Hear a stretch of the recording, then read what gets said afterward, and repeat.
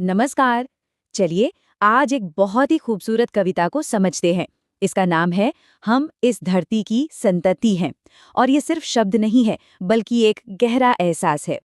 अब ये कोई ऐसी वैसी कविता नहीं है। सोचिए, ये एक मिडिल स्कूल की किताब से ली गई है, पर इसमें एकता का इतना जबरदस्त संदेश छिपा है। एक ऐसी बात जो हमें याद दिलाती है कि हम सबकी जड़ें असल में एक ही हैं।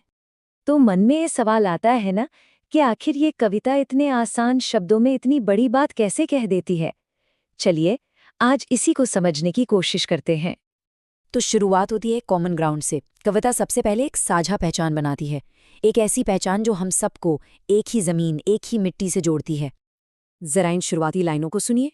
कितना गर्व है इन शब्दों में, कितना अपनापन है। सुनते ही लगता है कि हाँ, ये हमारी ही धरती की बात हो रही है। और वो सवाल कि इस महान धरती के बारे में आखिर कहें भी तो क्या कहें। अच्छा, तो ये खूबसूरत पंक्तियां लिखी किसने हैं? ये हैं उमाकांत मालवीय जी। वो हिंदी नवगीत के एक बहुत माने हुए कवि थे। और उनकी ये कविता मतलब कमाल का उदाहरण है कि कैसे एकदम सिंपल शब्दों में भी कितनी गहरी बात कही जा सकती है। तो अब आते हैं कविता के दिल पर, उसके सेंट्रल मैसेज पर। और वो मैसेज है एकता का। एक ऐसा संदेश जो बहुत सीधे और असरदार तरीके से हमें एक होने की बात कहता है। कविता का तर्क देखिए कितना सिंपल और पावरफुल है। वो कहती है कि भाई हम सब एक ही मिट्टी की उपज हैं, खाते भी उसी धरती का अनाज हैं और प्यास भी उसी के पानी से बुझाते हैं।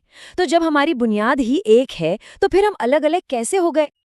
और फिर कविता सीधे सीधे टकराव पर सवाल उठाती है। ये पंक्तियां सोचने पर मजबूर कर देती हैं कि सच में इन झगड़ों से मिलता क्या है।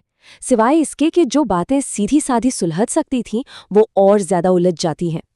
पर बात यहीं खत्म नहीं होती। कविता सिर्फ कह नहीं रही, वो सबूत भी दे रही है।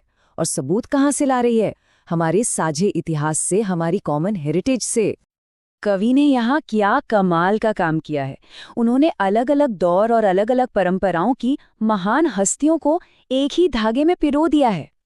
इससे ये एहसास होता है कि हमारी विरासत कितनी रिच है, कितनी मिली जुली है।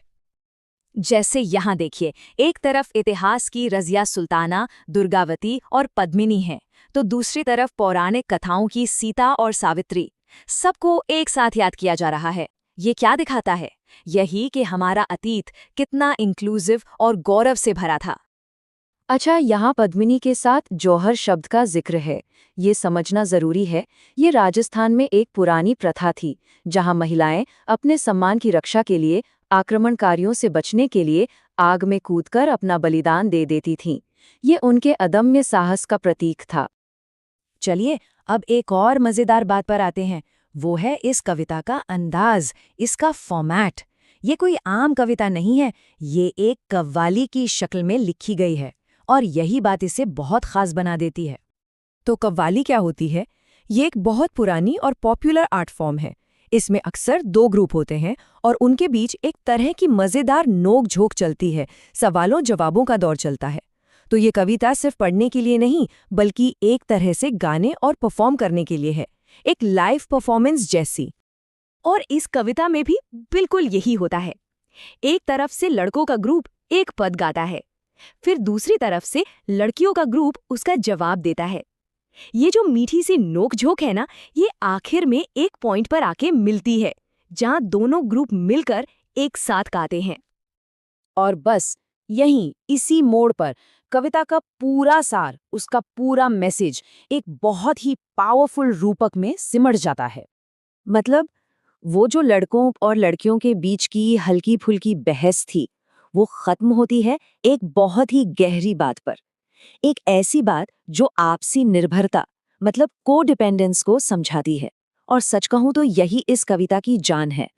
और वो लाइन है, भारत माता के रथ के हम दोनों ही दो दो पहिए, अजीत दो पहिए, हाँ दो पहिए।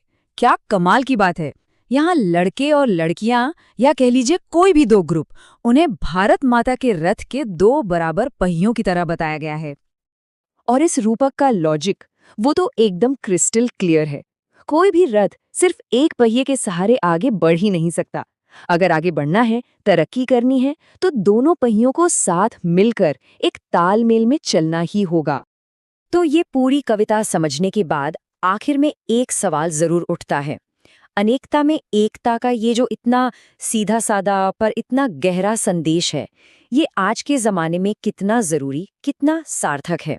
ये एक ऐसा सवाल है जिस पर हम सबको सोचना चाहिए। Like, share, and subscribe now and learn smart.